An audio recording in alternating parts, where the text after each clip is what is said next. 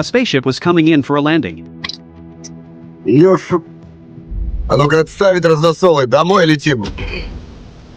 The two astronauts fired up the braking engines. But when it came time to jettison the gear and equipment modules underneath the ship, some of those parts didn't detach cleanly, which made the whole thing keep spinning. Once they hit the atmosphere, the ship instantly turned into a giant spinning fireball. Under that intense heat, the modules finally broke free from the return capsule.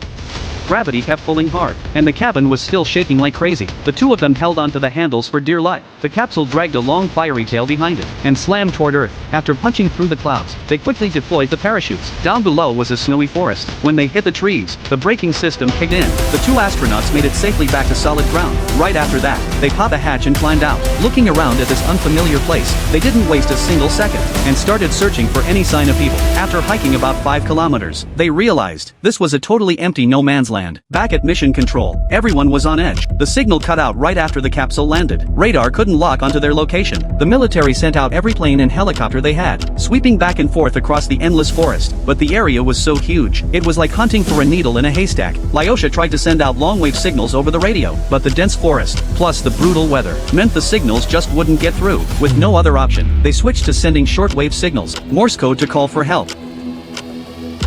Dozens of kilometers away, a ham radio enthusiast was tweaking his gear late at night when that unusual Morse code suddenly broke into his headphones. Translated, it read landing successful, all systems normal. Only then did it hit him that this was the astronauts' distress call. But his wife figured the government would come rescue the astronauts. It wasn't some regular citizen's place to stick their nose in. The return capsule turned into a refrigerator because of the freezing temps, so the two of them sat outside, surviving on the little food they had left and a campfire to keep themselves going. Lyosha refused to just sit around and wait to die. He grabbed a flare gun and braved the blizzard, trudging with great difficulty to the highest point in the forest. Even if there was just a tiny glimmer of hope, he was going to grab onto it. At the same time, under pressure from the government, Soviet radio started broadcasting the news that the two astronauts had already died.